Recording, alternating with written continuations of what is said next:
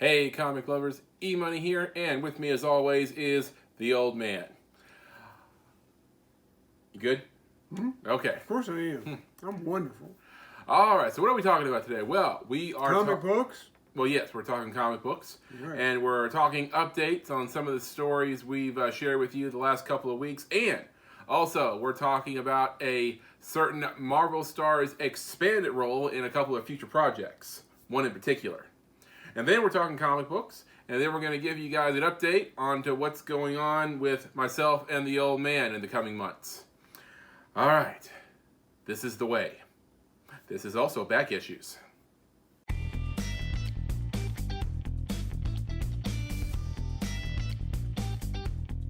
All right, everyone, so before we get started today, don't forget to subscribe to our channel, turn on notifications, give us a thumbs up, and if you like, leave us a comment. Help us fulfill our 2023 resolution and reach 1,000 subscribers this year. Hey, we added ones this last week. Okay, cool. That's too slow. Yeah, I mean, one a week ain't gonna do it. Nope. Yeah.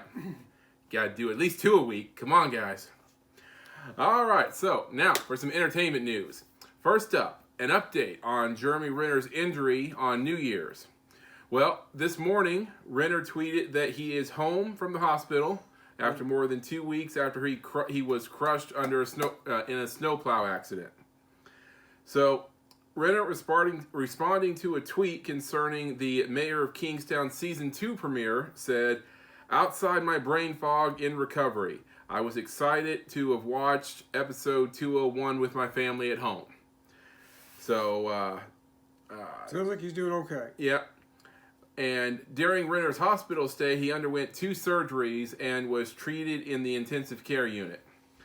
Now, while I'm happy to hear, Renner is doing better and is at home recovering, we still don't really have an update as to the extent and, long-term effects of his injury. Sure. I mean, obviously he wasn't, sharing any pictures of, where he was crushed because there's 2 pictures since the accident. One was the close-up that we showed you guys 2 weeks ago, and another one he took with the hospital staff and his family, I think when he was leaving. And he's covered under a blanket the entire time, so I don't know just how bad the injury is.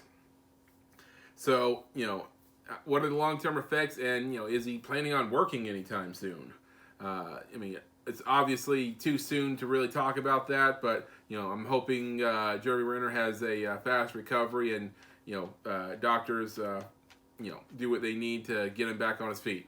Come on back, buddy. Yeah. All right, so there's Renner. Now, an update on the story we talked about last week concerning the sale of WWE. So first and foremost, the sale to the Saudi Public Investment Fund did not happen. And now, that was just somebody's rumor. Yeah. And now the talk sounds like we're months away from any kind of sale, whoever the buyer might be, rather than days like we first thought. So several groups, including the Saudis, have expressed interest in the purchase, including AEW being named as a potential buyer. See, it just doesn't make sense. I mean, wouldn't that just be a bit of karmic irony? I guess. Now, today, a related story, a new SEC filing says that Vince McMahon, in his return to the company, changed the company bylaws and no longer needs board approval for any of his actions. Damn it, Vince. So he has complete free reign according to this. Last week, Triple H assured the locker room that he isn't going anywhere as head of creative, despite his wife Stephanie's resignation as co-CEO. I'll tell you what. Maybe he is, maybe he isn't, but things aren't looking real good. Though rumor is that Vince is trying to influence future storylines ahead of the WrestleMania season coming up, despite assurances earlier on that he wouldn't. And, this is supposed to be, Triple H's first Royal Rumble coming up at the end of this month and his first WrestleMania season. Yeah, but will it be? Yeah. And no telling just how much Vince is going to put his hand in it. And people are talking about this is going to be like probably one of the biggest historical events in wrestling history in the coming months. And if the WWE sells to somebody, yeah, that'll be huge. Yeah, and big excitement as to see how it all plays out. So we'll give you more updates as they come in. All right. So lastly, news story. People have been speculating as to when the Marvel Studios Thunderbolts movie will begin filming. Well, now star Julia Louis-Dreyfus has confirmed that filming will get underway this June. In an interview with Variety, Dreyfus says she's looking forward to expanding her role in the MCU as Contessa Valentina Allegra de Fontaine, and really wants to get in on the action. And she says, I actually pitched it, she tells the trade. I told them I really, really want to fight. We'll see if that happens. I haven't seen the script yet. So far, Val, as she's called for short, has appeared in Falcon and the Winter Soldier, Black Widow, and most recently in Black Panther Wakanda Forever. But as yet, hasn't really seen her throw down. So we'll have to wait and see if that changes. Thunderbolt is currently slated to open on July 26th of 2024. So, in keeping with tradition, it's going to be the midsummer Marvel movie, not the one to kick it off as they often like to do. All right, so looking forward to that. Thunderbolts, big cast in that one, obviously, with Harrison Ford taking up the role as Thunderbolt Ross, and may or may not change into the Red Hulk in this film. So a lot of excitement going in, and looking forward to it.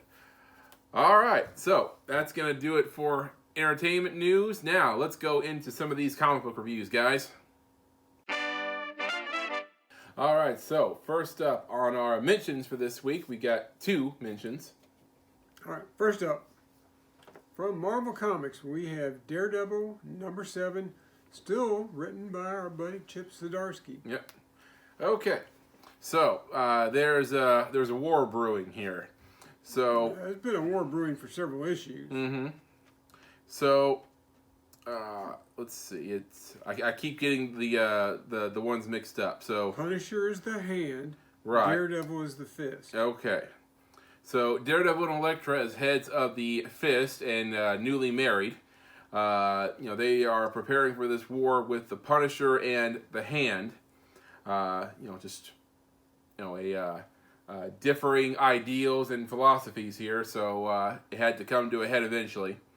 Well, Matt is feeling a little out of sorts and out of place in this war, so he decides that with some downtime, he is going to go back to his roots.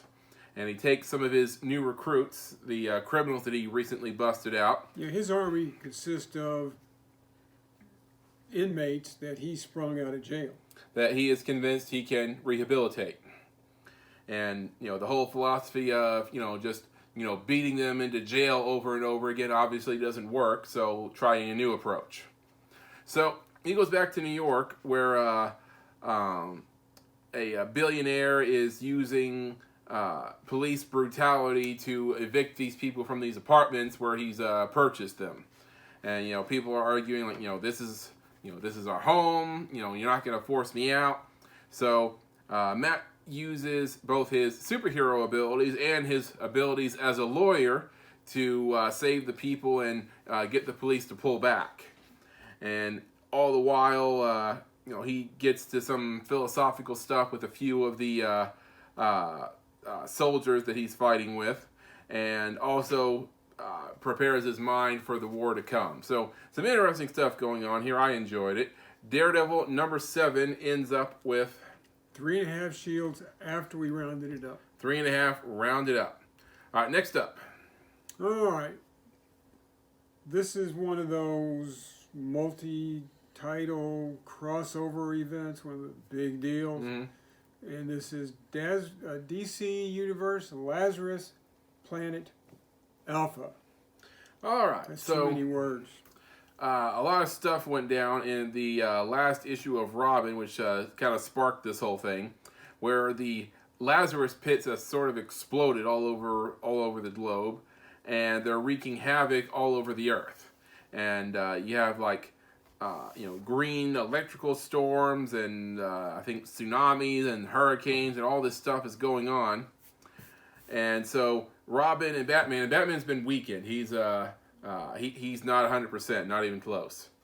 So they've gathered what superheroes they can to try and quell this emergency.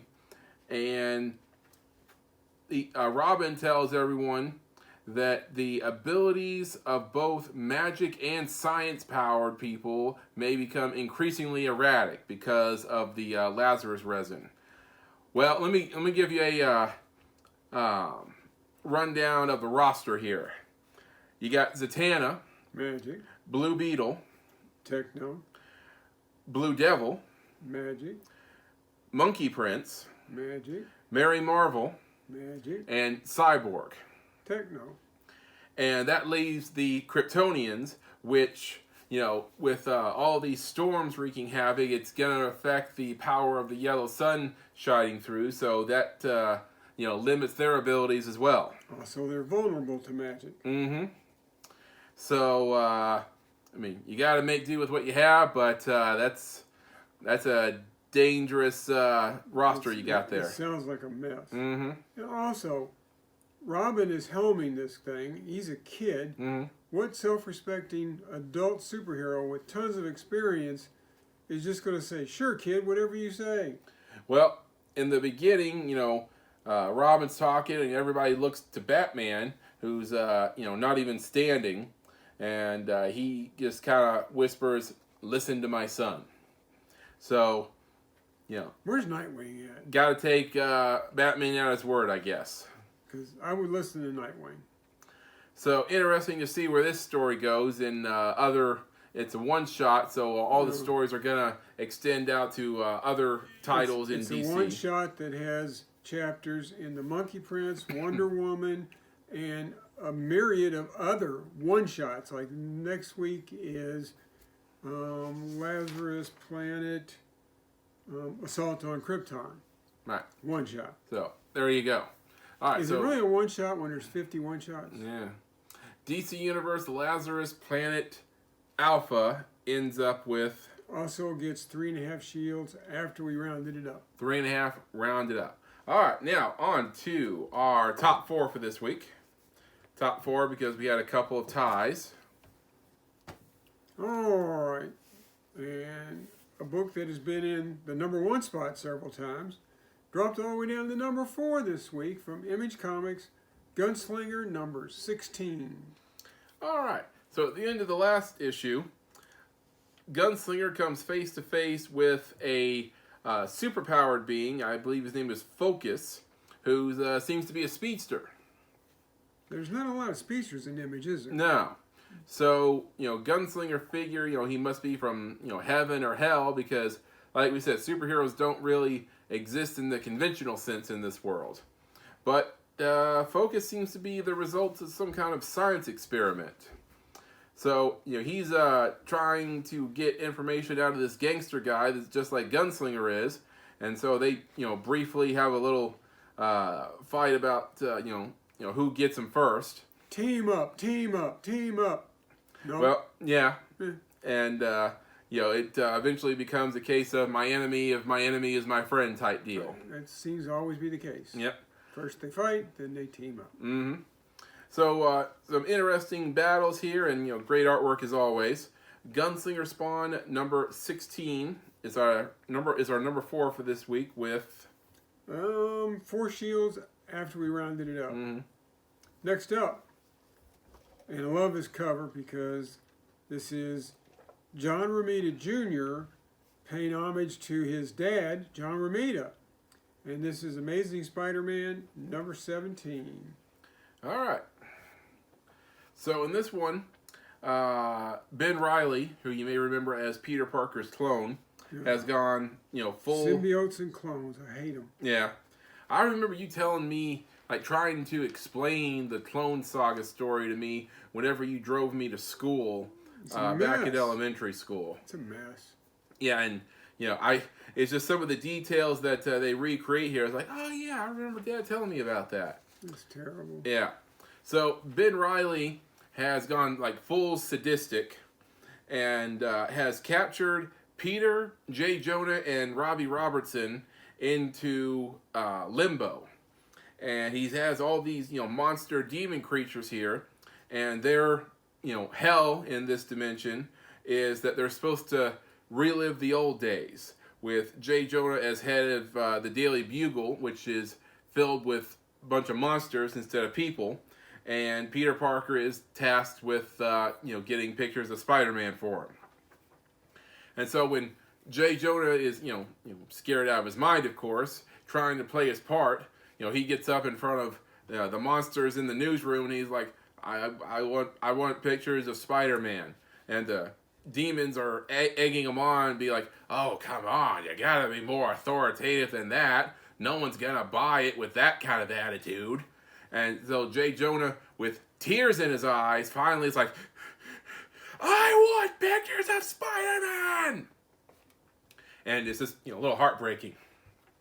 No. Yeah, a little bit.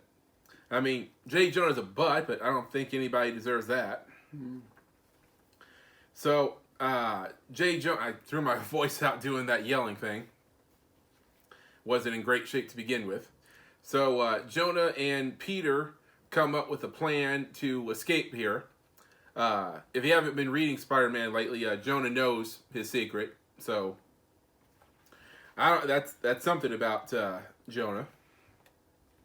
And they have to plan to get out, and things don't go quite as planned. Of course not.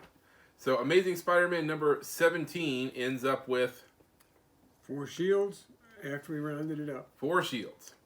It's funny. I was sorting some comic books today, and I came across, I don't remember what issue it was, but it's Amazing Spider-Man. First appearance of Spider Carnage. Uh-huh. Which is Ben Reilly, a clone infested by the Carnage symbiote. I want to scream. I mean, the 2 plot lines of Spider-Man that I absolutely hate. Oh, yeah. It's like you didn't like either one of those. No. Don't like the clones, don't like the symbiotes. But, oh well. They don't ask me.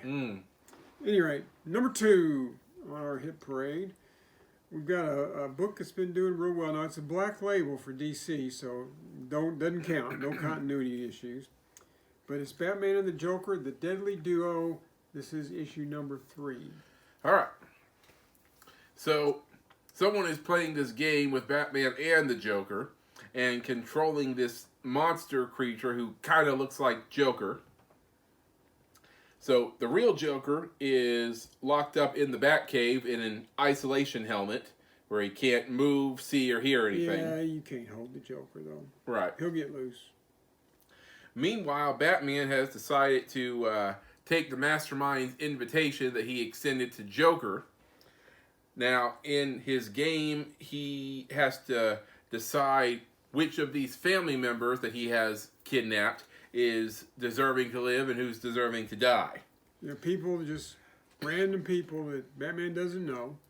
And that he was going to play this game with Joker, I don't know how he, intended that to play out, but whatever. I think it was going to end the same way. Probably so. So, when the game is over, Batman has to rethink Joker's role in all this and how he's going to stop this guy. So, Batman and pretty top-notch artwork here as well. Batman and the Joker, the Deadly Duo, our number 2 pick for this week with 4 shields, no rounding. 4 shields, solid. All right, number 1, and keep in mind, EMoney, the old man, we don't read a lot of Avengers books. Pick one up every once in a while, but this was pretty good. I enjoyed it. The Avengers, War Across Time. Whoops. EMoney, quit tearing stuff up. There we go. Okay. Avengers War Across Time. This is actually a bit of a throwback, where it recreates the Avengers of the Silver Age. I think it actually takes place right after one issue and before the next one starts up. Okay. I think. So, it says here they just get back from a mission, and all of a sudden Hulk seems to be going berserk. Even more so than usual. So it's up to the Avengers to try and stop him. And if you ever read the Ultimate story, was it just the Hulk, or was he under the influence of something? Well, anyways, the Hulk in the Ultimates goes on a rampage through New York, and the Avengers try and stop him, and it kind of reminded me of that in here. And the problem with the Avengers in this story is they oftentimes are trying to take Hulk one at a time, which, not a good idea. And, I don't know, Cap could take him. Yeah, I think he tried and he didn't. So, but they eventually come up with a plan on how to overpower him when they start working together. And it's an interesting throwback, and it's part of a larger story here. And there's a certain time-traveling conqueror who may be at the heart of all this. So, Avengers War Across Time #1. Looking forward to the next story. Ends up at our #1 spot with 4 shields out of 5. Correct. So what's coming up this week, old man? All right, this week, in addition to, as I said, the Lazarus Planet and Assault on Krypton, which I can't really put it on the list of stuff I'm looking forward to. We'll see. But kind of a small week. From Marvel, we get the Wasp #1. Okay. We're going to get the carefree, fun-loving Wasp. We're going to get the down-to-business CEO of a company who can lead the Avengers Wasp. Don't know. Let you know next week, maybe. A couple of Bat books. Batman Fortress #8. I think that story that I've really, really, really enjoyed, I think it's winding down. This might be, if not the last issue. I can't imagine them doing another story arc in this title, but I really have liked this story. Okay. And to continue with the One Bad Day comics, this week we have Batman, One Bad Day, Bane. Okay. They've done a good job. Even the lesser of the One Bad Day books, which would have been, I can't remember, even the lesser of those books has been pretty good. Did we read Catwoman, which I thought was the next one to come out? I don't remember seeing Catwoman. Okay, maybe I got it wrong. I don't know. Okay, but It's coming, okay. I think. Anyway, Looking forward to it.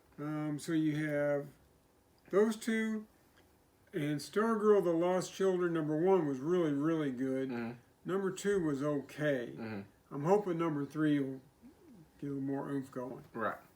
Okay, so those are our picks for this week. Get them at your local comic book shop right now. Okay. Right now. All right, now, give you guys an update on what's going on with EMoney and the Old Man in the coming weeks and months.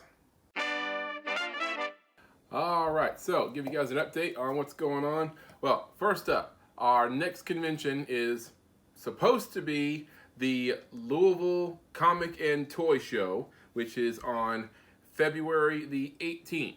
Now, I'm saying it's supposed to be because, we haven't sent in our entry fee just yet. We're probably going to do that this weekend. So, there's always a chance he's going to tell us, sorry, we're filled up. But we plan on that being our next show. And where's it at? It is at the Triple Crown Pavilion in J-Town. And how much is admission? Admission is free. So, yeah. So, we're going to hopefully be there on February the 18th, and hope you will be too. And you local people, you got no reason for not stopping by and saying, hey, none. It's 10 to 4 on February the 18th. There's no fee for parking. There's no fee to get in. Nope. Bring your bad self on down. All right, so since we're going to be doing a convention, we thought we would show you guys some of the new comic acquisitions that we've gotten since our last show. And we've gotten a few here. And this is just a small sample of our inventory. So, sorry, let's save that one for a little later. Yeah.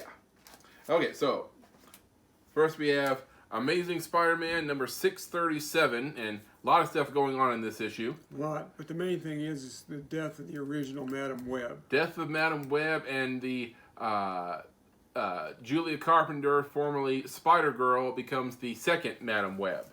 So, and there's a few other things going on in that issue as well. Then you have giant-sized creature. Excuse me, giant-sized creatures #1, first appearance of Tigra, which in the Netflix shows was Jessica Jones's sister, right?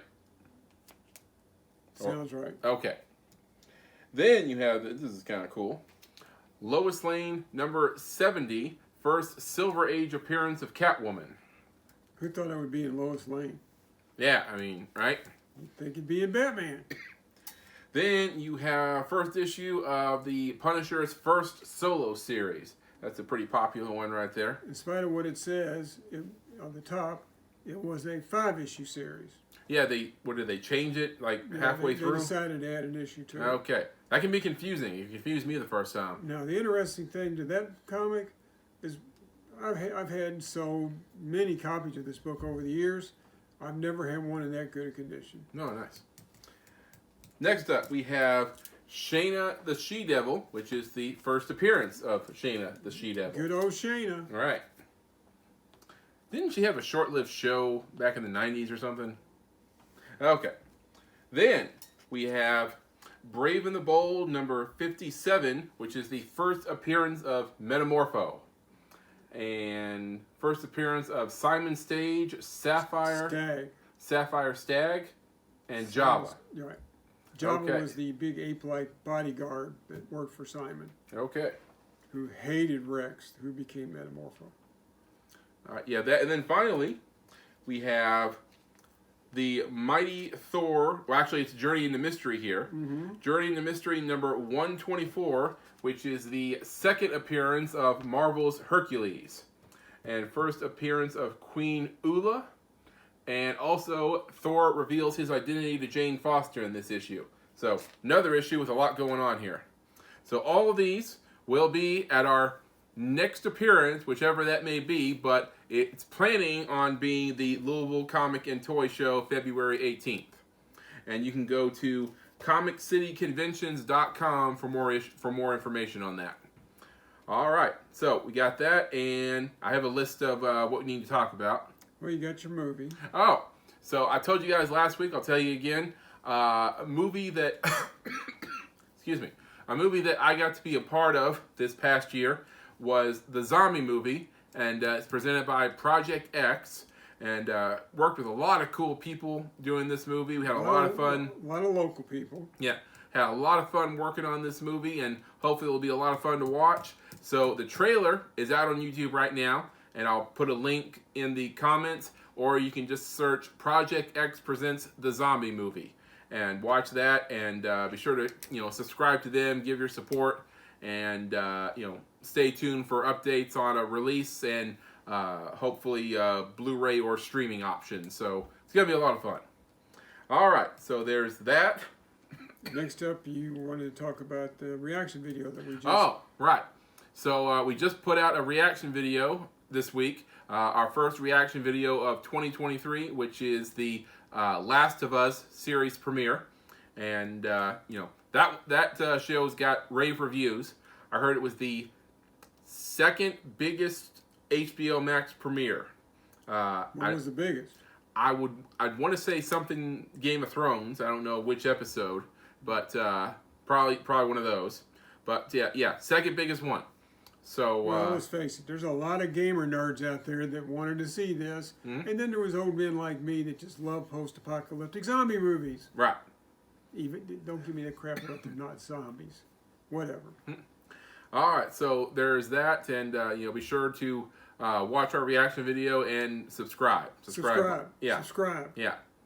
You want to subscribe to EMoney the Old Man's YouTube videos.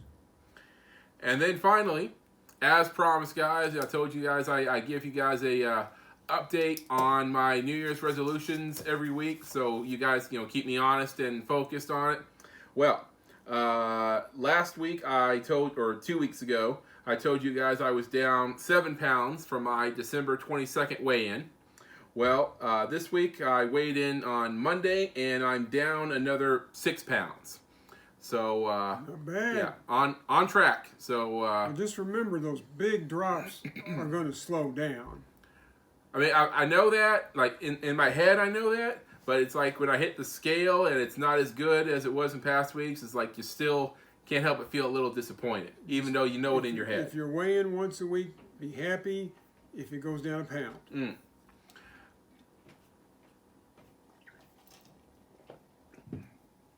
All right. So my other resolution is on the screenplay that I'm working on, and I actually cranked out a bit this week. I managed to write, I think it was 6 pages of the script, and I'm getting to the really juicy part, the part that was the whole inspiration for the script in the first place. I mean, if you're a writer and you come up with like a really good scene, and then you just have to build the story around it. Well, I'm just about at that part. So hopefully I continue the momentum. All right, so good week for me for my New Year's resolutions. All right, so that is gonna do it for this week's edition of Back Issues with EMoney and the Old Man. Hope you guys had fun, and I cannot say this enough. Don't forget to subscribe so we can fulfill our joint New Year's resolution. All right, guys, we'll see you on the next one, and don't forget to catch our reaction videos. Excelsior. True believers, remember, it's a dead of winter right now. Let's face it. It's a terrible time of year for the old man. But spring is coming. So is EMoney and the Old Man's pop-up shop. Mm-hmm. You're looking late April, early May.